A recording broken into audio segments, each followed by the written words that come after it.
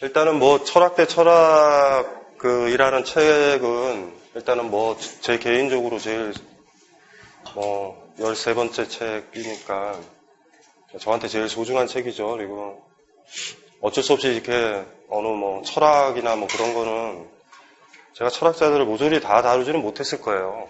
아마.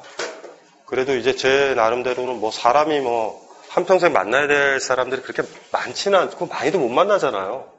그러니까 머릿속에는 굴뚝 같은데 많은 사람을 만나고 싶은데 못 만날 테니까. 그래서 개인적으로는 이렇게 살아오면서 공부하면서 한 20년 공부하면서 마지막에 어떻게 얘기해 보면 한 중간쯤에 아마 쓰여진 책인 것 같아요. 여러 가지 저한테 많은 것들을 줬어요. 예를 들면 집사람과의 갈등 이런 것도 줬고, 그렇죠. 저거를 집필하느라고 제가 집을 거의 한 4개월, 5개월 동안 거의. 그러니까 책을 쓸 때 원래 단행본을 쓸 때 보통은 이제 한 300여 페이지면 한 달 정도에 끝내거든요. 그냥 확 끝내야 돼요. 그래야지 이제 책이 힘이 있으니까.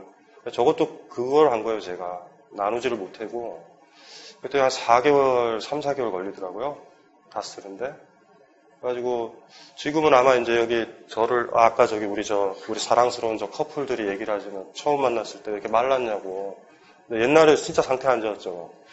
병든 사람 있죠? 눈에 눈곱 막 끼고. 그렇게 사실은 수업을 했었거든요. 지금은 좀 나아졌고. 저 필기하려고 그러는데 그닥 필기할 건 없죠, 지금? 예. 뭔가를 적으시려고 그러는데, 이 철학에 대해서 여러분들이 가지고 있는 많은 얘기를 했지만 일단 이건 편견이고요. 사실 우리가 뭘 알게 되면 굉장히 매력적인 어떤 사람도 알게 해서 한 4, 5년 지내다 보면은 거의 내가 왜 이 인간을 사귀고 있을까 이런 회의에 들잖아요.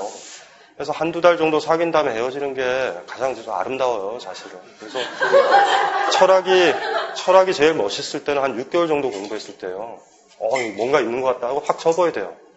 훌러덩 넘어가 버리면서 이제 좀 친숙해지면 남는 거는 철학도 그냥 인문학이다라는 것밖에 없어요, 사실은. 그러니까 뭐냐 하면 스피노자는 이 세계를 이렇게 봤구나. 무슨 우리가 오늘 다루지만 들레즈라는 사람은 이렇게 봤구나.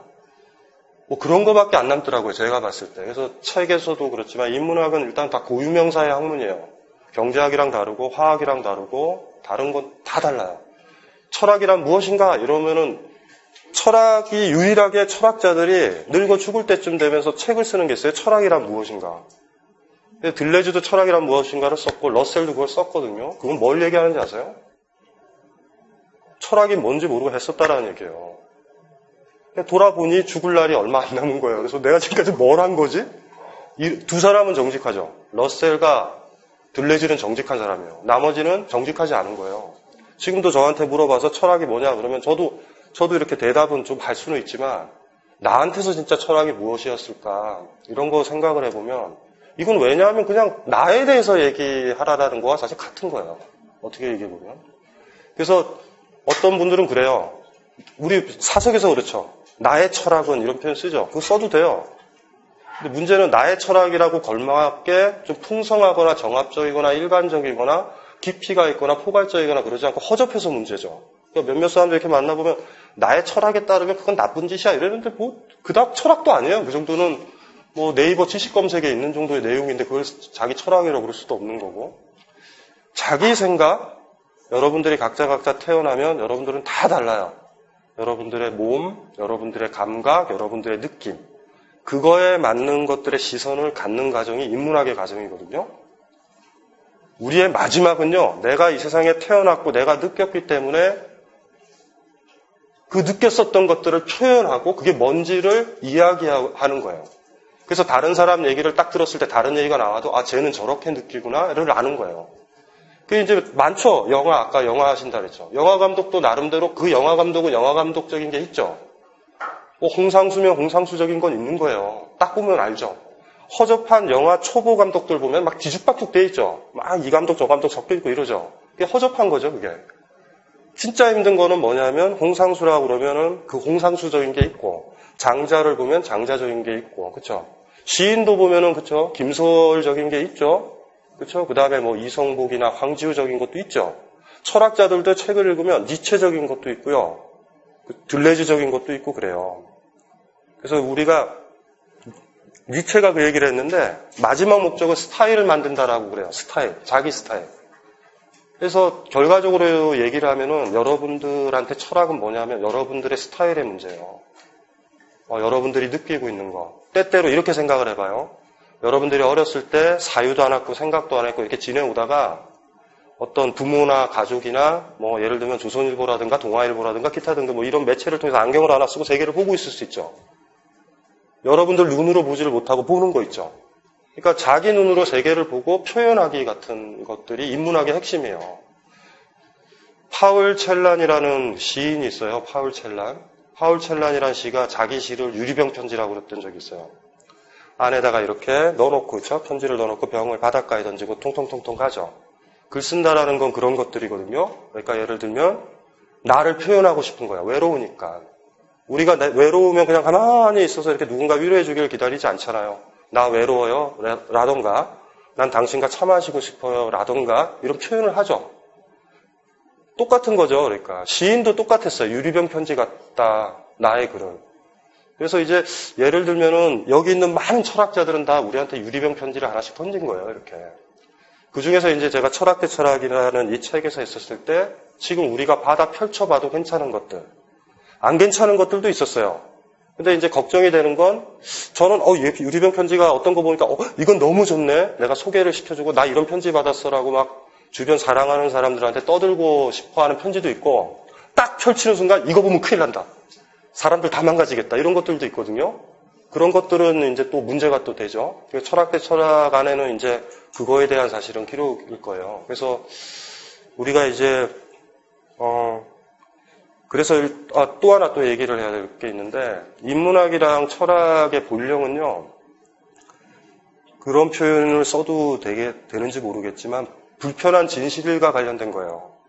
그러니까 어떤 책을 읽었는데 힘들고 고통스럽고 불쾌하면 제대로 읽은 거예요, 지금. 인문학은 위로도 아니고 치유도 아니고 여러분의 현재 조건들을 괜찮아, 잘 살고 있어 이러지 않아요. 진짜는. 엄청 불쾌하게 해줘요. 진실을 보여줘야 되거든요. 그러니까 우리가 얼마나 허접하고 쓰레기 같고 허영도 많고 여러분들은 이중적이잖아요. 홀로 가만히 있으면 난 너무 보잘것없다라는 느낌도 들다가 어떤 때 보면은 나의 무한한 가능성을 믿죠. 또 나는 재능이 있어요. 그쵸? 우리 보면 그렇잖아요. 이렇게 진짜 머리 나쁜 아이와 어머니의 대화를 들어보면 재밌어요. 아이는 제가 봤을 때 머리가 나빠서 더 이상 공부 안 되고 지금 최선을 다하는 거예요. 반에서 40등이면 선방하고 있는데 서로 막 손잡고 얘기를 하죠. 너는 머리가 좋단다. 뭐 이러고 보면서 글쎄요. 그런 것들이 그 사람들 삶에 얼마나 도움이 될지. 또 인문학이라는 것, 철학이라는 것들 자체가 그래서 정직한 것. 그러니까 아마 이 수업을 듣고 철학이라는 거, 인문학을 접하면 여러분은 정직함을 배워야 될 거예요. 정직한 것들. 그렇죠? 예를 들면 이런 거죠. 그 사람을 정확하게 사랑하지 않는데 어정쩡하게 만나면 나는 너를 어정쩡해. 사랑하는지 안 하는지 모르겠어. 내일서부터 사랑한다는 표현은 가급적 안 쓰도록 할게. 그럼 상대방이 뭐라 그래요? 헤어지자라는 얘기는 아니거든요. 그냥 그 정도로 만나자. 그 얘기를 하면 관계가 굉장히 복잡해지죠. 또 상대방이 나한테 그 얘기를 해도 마찬가지일 거예요. 그래서 진짜 정직하기로 하는 이런 어떤 학문이죠. 그래서 철학이나 인문학 자체에 우리가 접근하려고 하지 않는 이유는 어려워서는 아니에요. 어렵게 가르치는 사람, 아까 얘기했지만 쓸데없이 어렵게 가르치는 사람이 있어요. 근데 중요한 거는 어떻게 얘기를 해야 되나? 의지의 문제 같은 거예요, 의지. 내가 진짜 진실을 감당할 수 있을까라는 문제. 이 강의 한 8주는 사실 제가 정한 게 아니고 이게 상태가 제가 안 좋을 때여서 아티엔 스터디 책에 부탁을 했어요. 8주를 할 텐데 뽑아라. 제목을 저한테 가르쳐줘서 했는데 여기 이제 보니까 강의한 이렇게 셀렉션을 하면서 보니까 우리가 어쨌든지 간에 8주 정도 끝나면 많은 불편한 것들, 많은 오해들을 아마 바로잡을 수 있을 것 같다라는 그런 생각은 일단은 들고요. 그렇게 하고 그렇죠. 그래서 너무 많은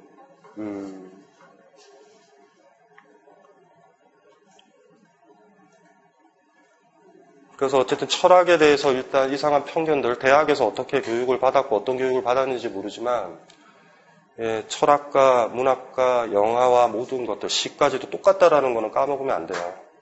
똑같은 거예요. 우리는 어떤 한 사람을 이해할 거고 그 한 사람의 비범한 사람의 시선을 통해서 본다면 여러분이 그동안 보지 못했던 것들을 볼 거고 그러다가 이제 그 사람 좋아할 수 있죠. 좋아할 수도 있고 철학과 종교의 미묘한 차이인데 이렇게 좋아하다가요. 이제 지루할 때가 있어요. 됐어. 이렇게 되면 떠날 수 있어요. 철학을. 마치 영화 감독 누구 좋아하다가 영화를 계속 보다가 다른 영화 감독으로 갈 수 있잖아요. 종교는 반면 한번 헌신을 시작하면 죽을 때까지 가는 거죠. 그래서 때때로는 몇몇 이렇게 철학을 좋아하는 친구들 보면 거의 종교적으로 몰입하는 친구들이 있어요. 그러니까 그 사람은 그냥 진리인 거예요. 그건 최악의 경우예요. 우리가 어떤 사람의 철학자를 듣는 건 나와 다른 어떤 사람의 시선을 듣는 거예요. 우리는 내 이야기를 할 준비를 해야 되거든요. 그거 굉장히 중요한 거예요. 제가 무슨 얘기를 했다고 저 선생님들은 계속 뭘 적을까 모르겠어요. 왜 적는 거예요? 뭘 적으시는 거예요? 뭐 금과 옥조가 될 만한 오늘의 말씀 그런 게 있나요? 참 당혹스러워요. 그냥 하는 거예요. 그냥 생각 없이. 인문학의 정신을 간단히 얘기하면요. 인문학은 이렇게 얘기해도 돼요. 인간끼리 방송 불가 용어지만 인간끼리 쇼부 치자라고 동의를 하면 쇼부가 일본 말이죠. 승부. 인간끼리 끝장을 내자라 그러면 인문학이고 인간끼리 끝장을 못 내기 때문에 권력을 도입한다든가 종교를 도입한다든가 자본을 도입한다든가 제3자를 도입한다고 했었을 때 반인문학적이에요. 인간은 실패할 수도 있고 좌절할 수도 있지만 인간끼리 끌고 갈 수 있다라고 해야지 신뢰를 해야 되는데 몇몇 철학자들은 아주 쉽게 권력을 들어오고 공권력을 들어오고 자본 자체가 불가피하다라고 들어오고 이런 것들 있잖아요. 그러니까 그 인문정신에 반하는 거죠. 인간한테 희망을 돌려줘야 돼요. 실수할 수 있으니까 희망이 있는 거죠. 그렇죠? 그러니까 인간끼리 지지고 볶아가지고 해결할 수 있어야 된다라는 그게 인문학의 입장이에요. 그리고 이게 인문정신이고요. 원래 그 인문학 자체가 우리가 알다시피 중세 있죠? 휴머니티라는 말 자체가 르네상스 이후에 기억나시죠? 종교로부터 벗어나면서 나왔어요. 그 전통을 잊어서는 안 돼요. 그래서 대학 내에 종교 철학을 가르치다든가 교회를 다니면서 철학을 가르치는 선생들에 대해서 좀 혐오해요. 마지막에 막 떠들다가 교회에서 그냥 한 방에 날려버리시는 이런 분들을 보면 비겁하다라는 생각이 들어요. 그러니까 저는 종교도 없고 국가에 대해서 그닥 신뢰 안 해요. 그 다음에 자본서부터 뭐 기타 등등 제가 썼었던 나머지 책들을 보셨던 분은 아실 거고 이 책에는 그 정신이 뚜렷이 남아있어요. 인간과의 관계로 모든 걸 끝내자. 그리고 그게 가능할까? 불가능한 이유는 뭘까? 어떤 많은 철학자들을 다루지만 그 정신에 입각해서 쓰여진 거예요.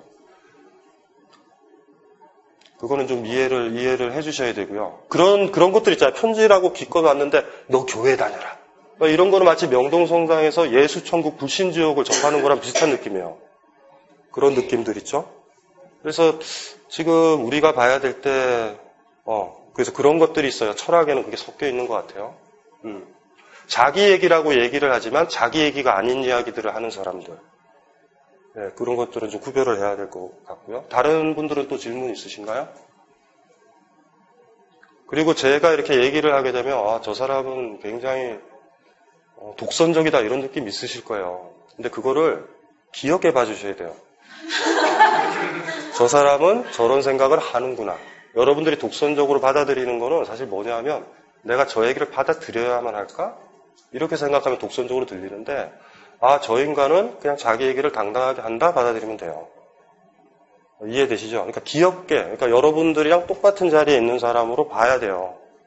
제가 말을 어차피 많이 할 수밖에 없죠. 어차피 수업의 성격상. 그럼 제가 막 떠들어도 저 인간은 독선적이다. 이런 생각은 하실 필요 없어요. 오늘 메일을 하나 봤어요. 어떤 학생한테. 제가 이제 노자와 장자는 다르다고 그러고 노자를 비판했던 책을 썼잖아요. 그래서 그 친구가 저한테 메일을 보냈더라고요. 저는 책을 읽고서 이렇게 분노했던 적은 없었습니다. 저를 만나서 1시간 정도 얘기할 수 있는 시간을 주셨으면 좋겠습니다, 선생님. 그래서 제가 답장을 썼잖아요. 미안하다. 내가 잘못했다. 너를 불편하게 하는 글을 쓴 것 같구나. 재수 없다고 생각해라. 제가 답시는 그거예요. 저는 제 얘기를 강요를 했던 적이 없어요. 저는 이렇게 본다라고만 썼단 말이에요. 근데 이 친구의 어린아이니까 무의식적으로 자기가 가졌던 거 말고 설득이 당하고 밀려 들어온 거예요. 이걸 다 따라야 돼, 말아야 돼, 막 이렇게 된 것 같아요. 그래서 제가 답시는 그렇게 보였죠. 미안하다고. 아주 미안하죠. 돈 주고 책을 샀는데 기분이 나쁜 거예요. 이거는. 그래서 미안한 거죠. 그러니까 이제 그 유리병 편지가 잘못 도달한 거예요. 도달하지 않아야 될 그곳에. 또 한편으로는 제대로 된 곳에 도달했을 수도 있을 것 같고, 그건 잘 모르겠어요. 그래서 혹여 제가 독선적이고 좀 그래 보여도, 그거는 전혀 그런 건 아니에요. 그냥, 어쨌든 8주 동안 제가 느꼈고 제가 생각했었던 것들만, 저는 옳다고 믿었던 것들만 얘기를 할 거고, 그 다음에 이제 제가 모르는 거에 대해서는 그닥 얘기를 안 해요. 뭐 예를 들면 저보고 뭐 생리의 고통에 대해서 철학적으로 분석해 주세요. 저는 못해요. 저는 경험을 해본 적이 없으니까. 그런 거는 저한테 물으면 안 되고, 또 뭐를 물으면 안 되죠? 어쨌든지 간에, 이거는 대답할 수 없다라는 것들은 제가 얘기를 해드려요. 그리고 여러분보다 시간이 굉장히 한가하게 많기 때문에 굉장히 많은 시간을 많이 보내요. 책 읽고 생각하고, 사람들 만나서 수다도 떨고, 지피를 제외하고는. 이제 그러니까 여러분들이 철학적으로 떨어지거나 인문학적으로 떨어진 게 아니라 여러분들이 바빠서 저처럼 시간을 많이 못 낸다라는 게 아마 그 핵심일 거예요. 그쵸? 어떤 그 방송국 PD를 만나는데 PD가 막 방송에 이거 장비 있잖아요. 그 방송에 출연하는데 너무 잘 하는 거예요. 그래서 제가 막 이래서 너무 부럽다고 했더니 그 PD는 그렇다. 단순 작업이에요. 이래요. 단순 작업이. 그리고 그분은 저를 존경하죠. 철학하는 사람이. 근데 절대 그렇지 않아요. 저는 그거 못해요. 그래서 왜 그렇게 생각하냐고. 그러니까 여러분들은 어쨌든지 간에 어떤 일들을 하고 계시고 집중하고 계시죠. 그리고 이제 저는 또 이걸 가지고 집중하고 있고. 그러니까 이 강의판은 여러분들이 무조건 지게 되어 있는 판이에요. 안 그러겠어요? 한 20여 년 공부하고 책까지 다 쓴 사람이랑 책을 한 번 읽으셨다고 그래도 질문하자고 그러면은 또 제가 막 뭐라고 그러고 그러면은 이제 분위기가 어떻게 되냐면요. 1, 2주 지나면 여러분들은 아무 질문도 안 해요. 그리고 3, 4주 지나면 규칙적으로 그냥 오세요. 교회 다니듯이. 처음에 1, 2주는 저항을 해요.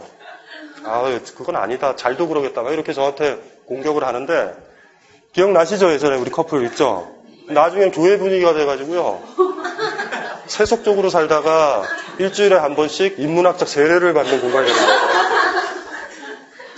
그게 사실 어떻게 보면은 불가피한 과정인데 지금은 한 1, 2주 동안은 저랑 이렇게 말들을 맞추실 거예요. 그러니까 제 특유의 어법이 있고 스타일이 있고 때때로는 제가 분노해서 얘기하는 게 아니라 강조해서 얘기하는 건데 분노로 다가올 수도 있고 얼굴이 막 붉히고 막 이랬을 때 저 인간이 흥분했다. 흥분한 게 아니라 신나서 그런 건데 이제 그런 것들이 이제 1, 2주 동안 저를 좀 이해를 좀 하는 그런 과정일 것 같고요.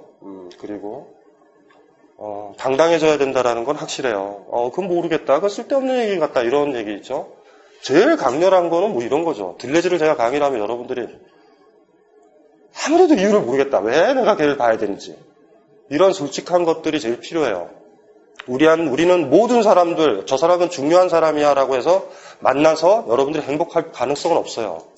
몇몇 사람들이 여러분들을 행복하게 해주죠. 그러니까 우리가 지금 8주니까 2, 8에 16, 16명의 철학자를 접하는데 그 중에 한 2, 3명만 확 잡으면 돼요. 이 사람은 매력적인데 당분간 한번 이 사람 책들, 다른 책을 보겠다. 이러면 8주 수업은 성공한 거고, 그런 거죠.